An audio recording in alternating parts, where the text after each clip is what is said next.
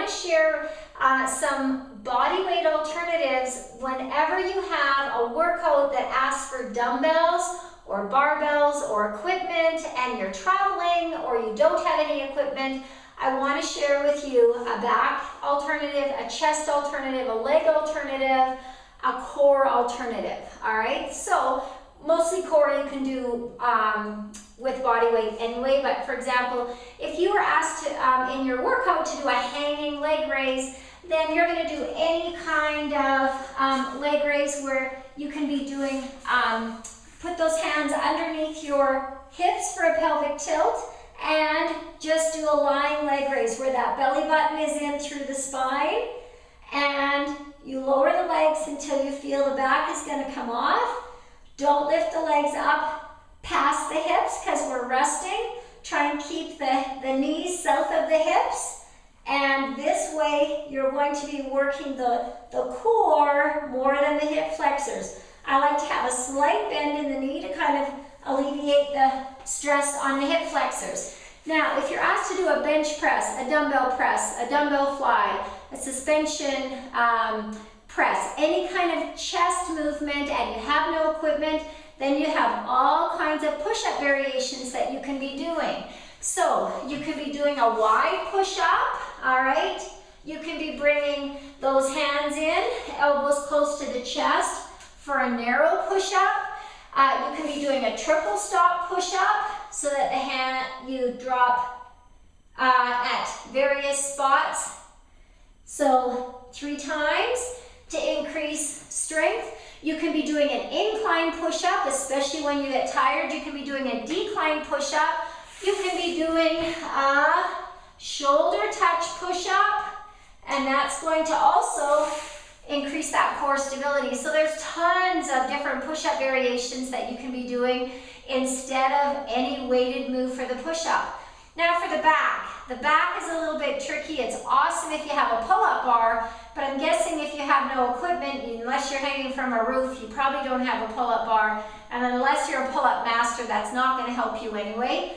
So 2 alternatives that you can do is you can be doing a prisoner position for any kind of back move. You'd be surprised, but by lacing the fingertips behind the head, squeezing that upper back, and then whenever you're doing any leg movement like a squat, a lunge, a Bulgarian split squat, you're going to squeeze through that upper back, and you'd be surprised at how much you're going to hit that back.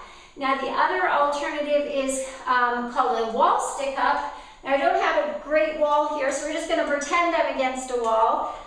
You put your elbows and hands against the wall. You'd be surprised how many of my clients, and maybe even you, can't open up the chest so that the elbows, forearms, wrists are all against the wall. All right, and you slowly bring the hands up over top of your shoulders, which is again a difficult position. A lot of people can't get into this. Hands right over top of the shoulders and slowly squeeze through the back and squeeze down. Now, if you want to increase intensity on that, then we do a wall sit at the same time. So you begin working those legs as well as the upper back, but you'll really feel that through the upper back. Now, if you needed to do some squats or lunges and you want to increase intensity, you have no dumbbells, something you can do is called a 1.5 rep. And so on a squat, you would go to the bottom, come halfway, go to the bottom, come full, but don't lock. Go to the bottom, come halfway, go to the top, don't lock. All right, so doing these 1.5 reps keeps more time under tension. You're really going to feel that through your quads. All right, so that's a great way is using the 1.5 rep method. Another is if you have a bench of some sort, you can really work those hamstrings just by putting those feet up on a bench and be doing reverse hip lifts. All right, you can be doing one leg, you can be doing the other leg. If you have no bench, you can still be doing those reverse hip lifts on the floor. Okay, the bench increases the intensity, the floor a little bit easier, but you'll still be able to do it. Now this really increases intensity as well. make sure that hip doesn't drop. So that's a great way to hit the hamstrings by doing the reverse hip lifts on the floor or on the bench. So we've done the back with the stick up and the prisoner position. We've done the chest with any kind of push-up variation. Abs are a little bit easier, but if you're asked to do a hanging leg raise, just do a lower, like floor leg raise.